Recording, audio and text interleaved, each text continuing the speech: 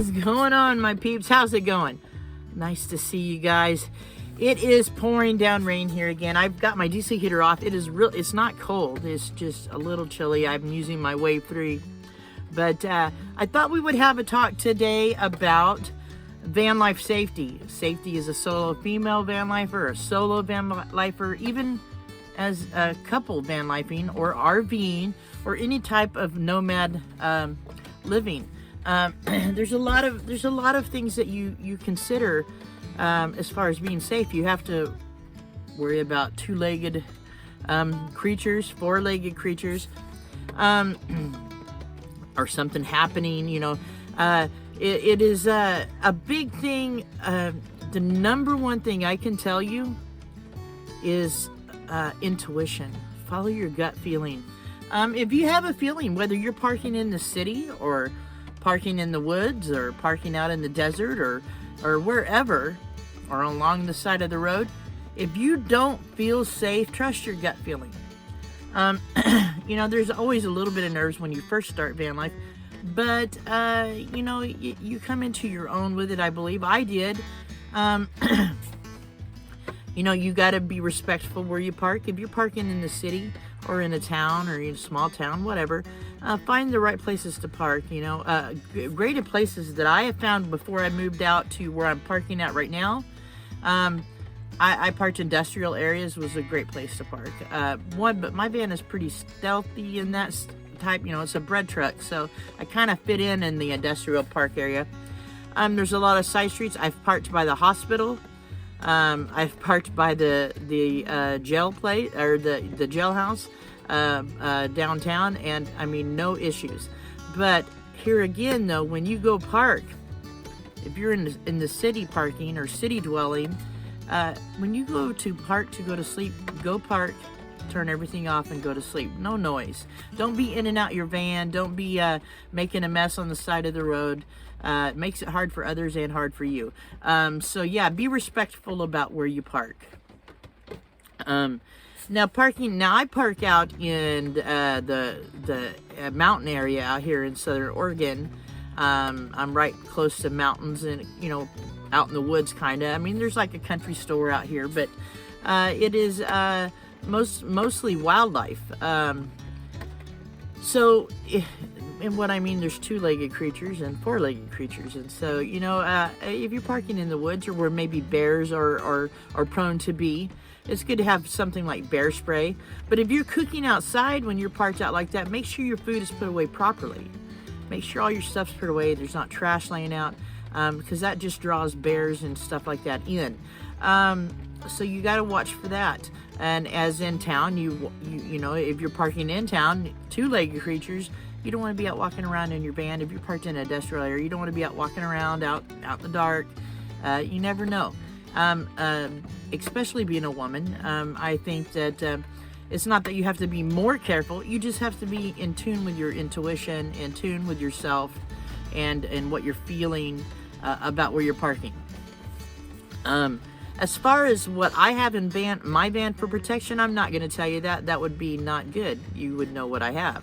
But think about all your options. I mean, if you want to own a pistol or a rifle or a shotgun, make sure you know all the laws on it. Make sure that you are, it's registered to you. Make sure you know what you have to do to stay safe with it. Make sure you take a safety course in shooting.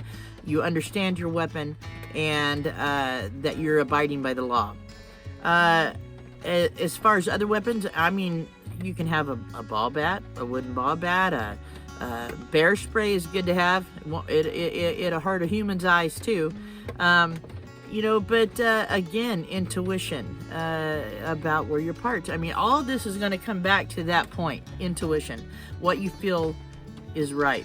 So if you're parking somewhere, say you're parking in the woods, and you pull into a spot and the only way to leave is back out, you've already parked wrong. So you pull through, back in, where you can jump in the front seat, start it, and pull away.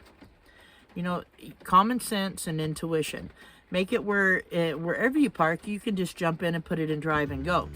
That's always a good thing. If you're alone out in the woods area or out in campgrounds and there's not many people around, or you see somebody strange walking around, Be careful going outside. I mean, you have to just use your head about this stuff.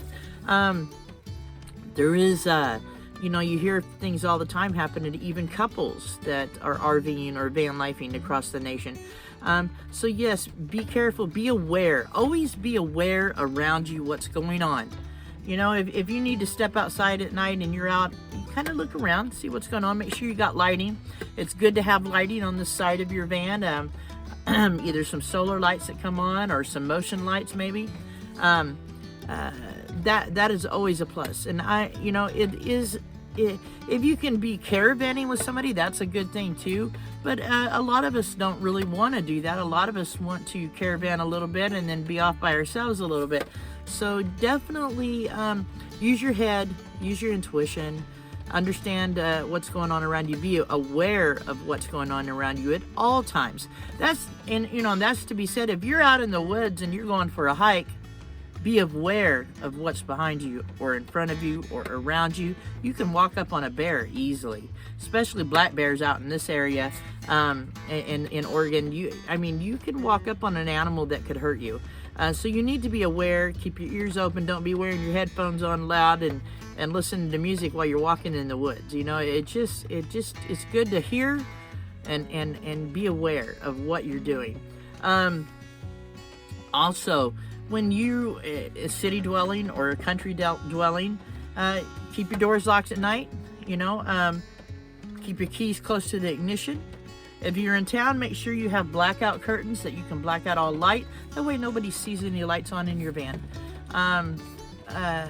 If you have an outside toolbox or something on the back deck, if you have a deck, make sure it's all properly locked down. But awareness, right now, it is definitely awareness, intuition, and just common sense are the three best tools you have at protecting yourself and promoting safety with yourself and in your vehicle. That's kind of how I see safety issues. I've never been one to be real scared of people or what's around me, but I am aware of what's around me. I think that's probably why I'm not. Before I moved out here, like I said, if I parked in town, I would go with my intuition. If I felt safe, I was most of the time. I've never had a knock on the door from the cops telling me to move when I parked in town, but I was very careful at where I parked and very careful at what I did. When I pulled over to park to go to sleep, I turned all the lights out. I might watch my phone, a movie on my phone or something, but my front was shut down. And so, yeah, that is just a good thing. And if you're traveling down the highway and you pull over to rest here, it's still the same thing. Be aware of who's around you, what's around you. Be safe. If you got a bad feeling about somebody around you, jump in that vehicle and drive off.